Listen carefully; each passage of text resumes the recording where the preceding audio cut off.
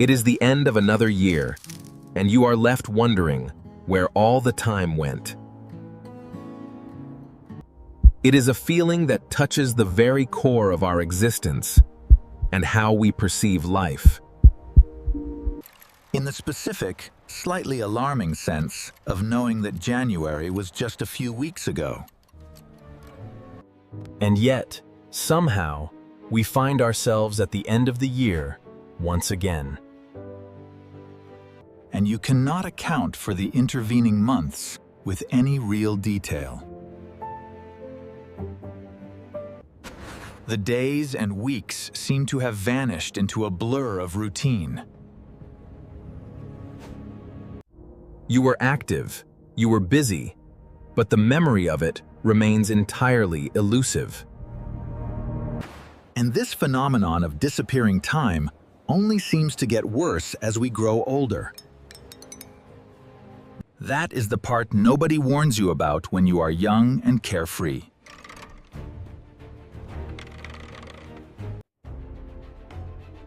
The acceleration of time is not a constant, steady rate of change. It is compounding, building upon itself year after year as we age. At some point in your 30s, 40s, or 50s, you notice the shift. The years are not just going by faster, they are accelerating constantly. This ongoing compression of our time is a universal human experience.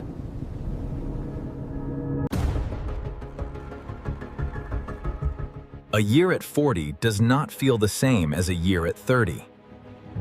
And 30 felt nothing like the expansive years of your 20s.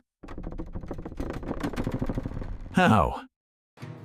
Which, in turn, was nothing compared to childhood summers. A childhood summer felt like an eternity, an endless stretch of freedom. We remember those days as being filled with endless light and play.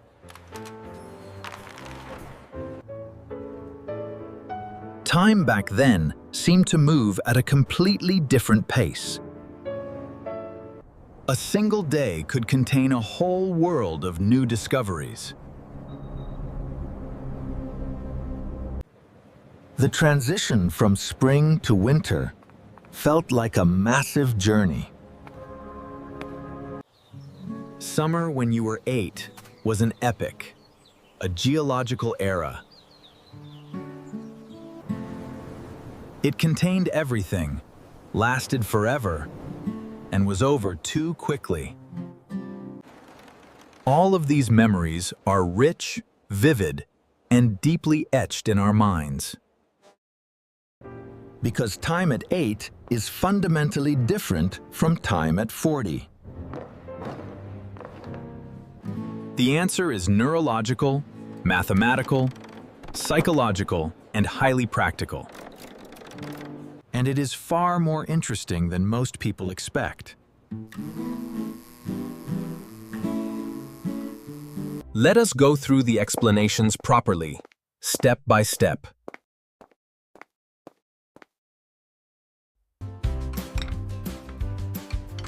We start with the ratio hypothesis, the most common theory. It is illuminating, even though it is not the complete story.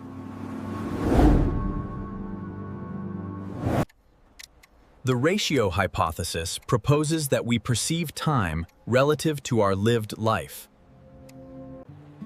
Each year represents a smaller fraction of the total time we have existed. When you are 5 years old, a single year is 20% of your life. It is a massive portion of everything you have ever known. But at 40, a single year is just 1/40th of your life. So the subjective experience of a year naturally feels much shorter.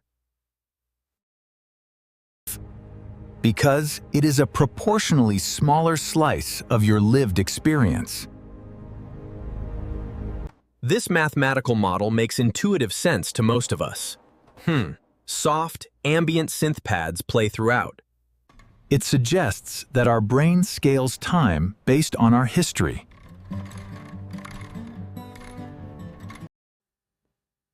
But while elegant, this ratio hypothesis is actually incomplete. It assumes time compression is a smooth, linear process. But our actual experience of time is far more irregular. Some years in adulthood feel long, while others vanish instantly. The ratio model cannot explain these sudden variations in perception. We need to explore the neuroscience of time perception and how our brain registers the passage of duration. The brain does not possess a single, dedicated internal clock.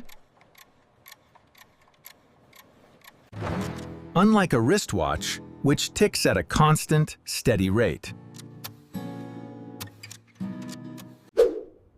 Our brain's perception of time is highly flexible and subjective. It relies on a distributed network of different cognitive systems. Time is reconstructed after the fact, rather than recorded in real time. The primary mechanism behind this is memory density.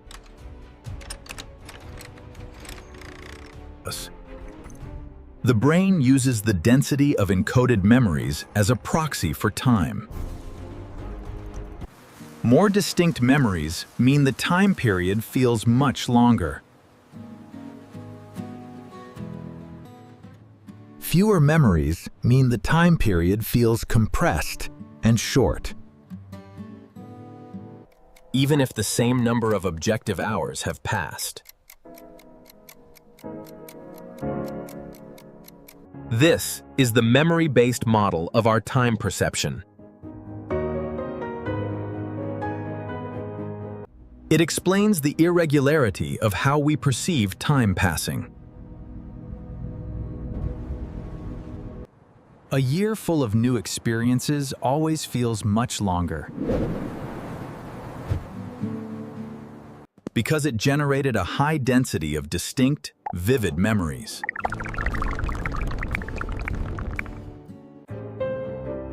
These milestones stand out as clear markers in our minds.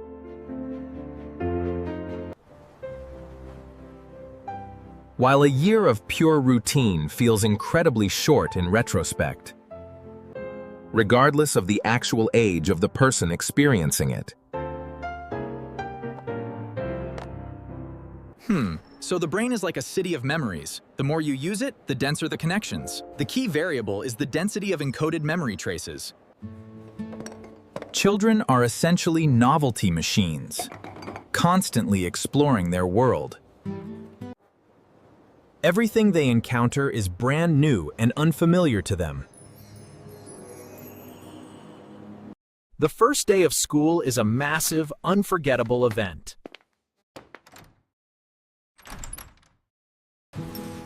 The first time riding a bike. The first experience of rain. The first time trying a completely new type of food.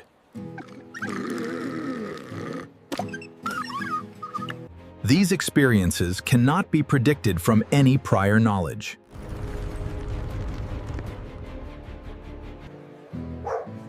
Each of these novel experiences generates a distinct, lasting memory. Which is why childhood summers feel so eternal in retrospect.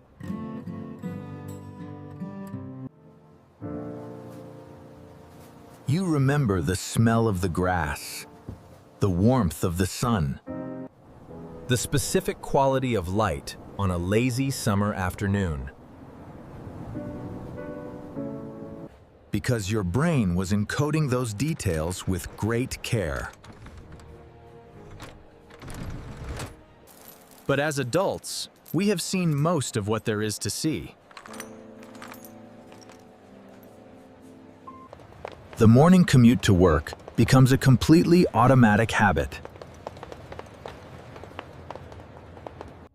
The brain processes these familiar events with high efficiency. Using pattern recognition to handle them without creating new memories.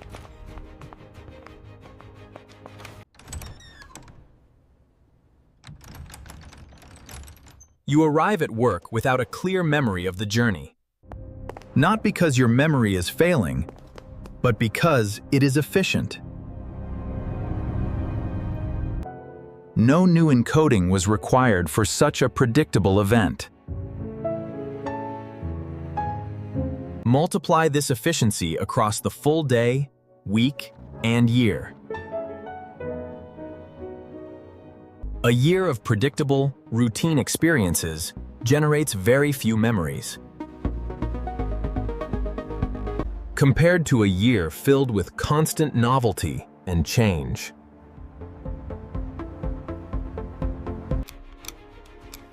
The retrospective brain estimates duration based on memory density.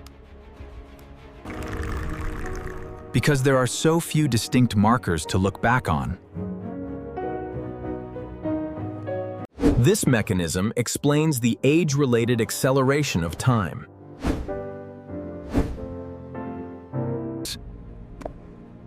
Why certain years feel incredibly long while others vanish. And why the end of life can feel so imminent to the elderly. Let us discuss the prospective versus retrospective distinction. This is one of the most important nuances in time research. Prospective time perception is how time feels while you are in it. Retrospective time perception is how long it seems looking back. These two measures are determined by completely different mechanisms. And they often produce completely opposite results in our minds. A boring, monotonous experience feels incredibly long in the moment. Because you are paying close attention to the passage of time. Because it generated no distinct, memorable events for your brain. The day at the office drags on, then disappears from memory. Conversely, an engaging, novel experience feels short in the moment. You are absorbed, and time passes without you noticing it. But that engaging experience feels incredibly long in retrospect. Because it generated a wealth of rich, detailed memories.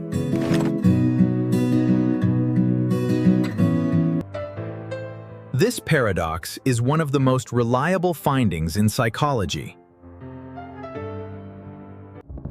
That what feels longest in the moment feels shortest in memory. And this has profound practical implications for how we live. Optimizing for comfort and routine may actually shorten our perceived lives. A life structured to eliminate all friction and novelty passes in an instant. While a life of variety and challenge stretches out in memory. Now let us talk about the crucial role of attention.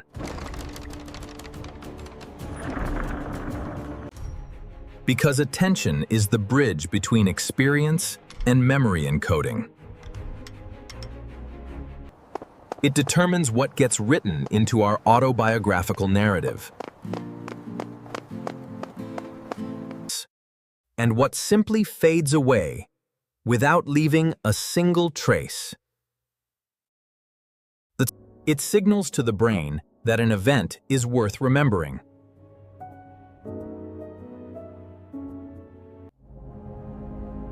Without attention, even novel experiences fail to register properly. Memories are only formed from experience that is actively attended to. Unattended experience passes through our senses without leaving a mark. It produces weak or absent memory traces in our cognitive systems. Like a commute navigated on autopilot while thinking of something else. It generates no meaningful memories of the actual journey.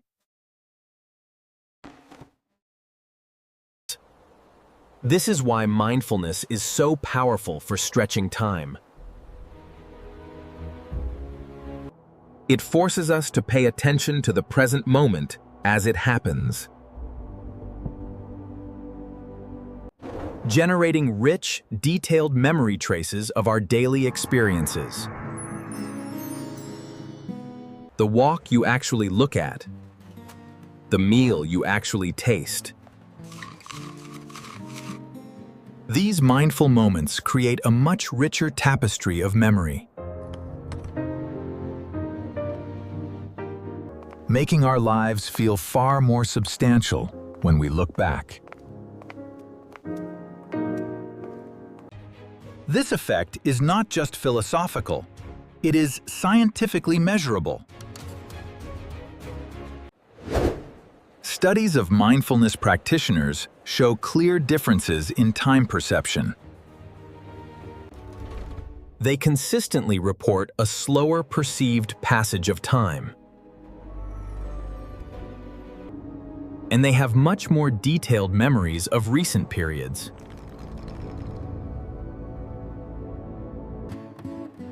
The attention they bring to life generates the memory density we need, resulting in a retrospective estimation of a longer, fuller life. But this runs directly against the pattern of modern life.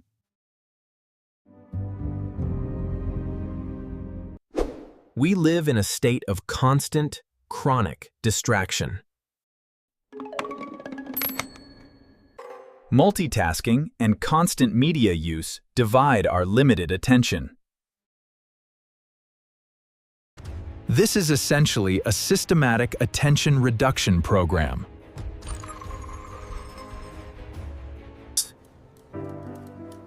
Ensuring that our experiences are processed without full awareness.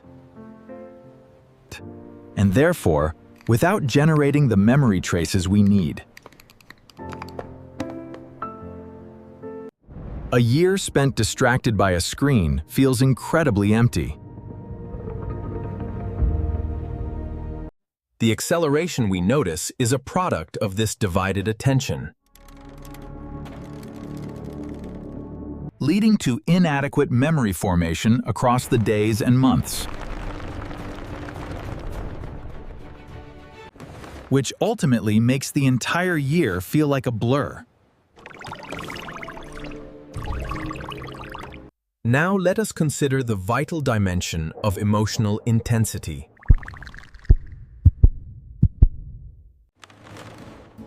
Emotionally intense experiences are encoded much more strongly by the brain.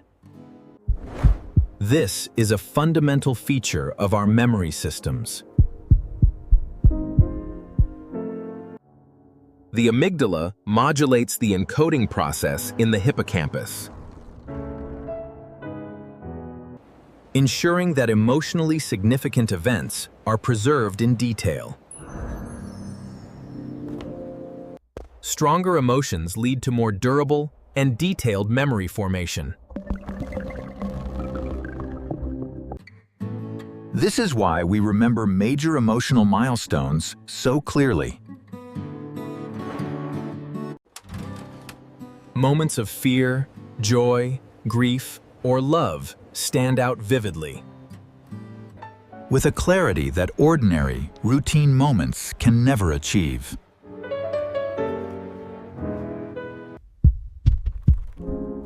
Emotional intensity directly enhances the memory encoding signal, creating the rich memories that expand our perception of time.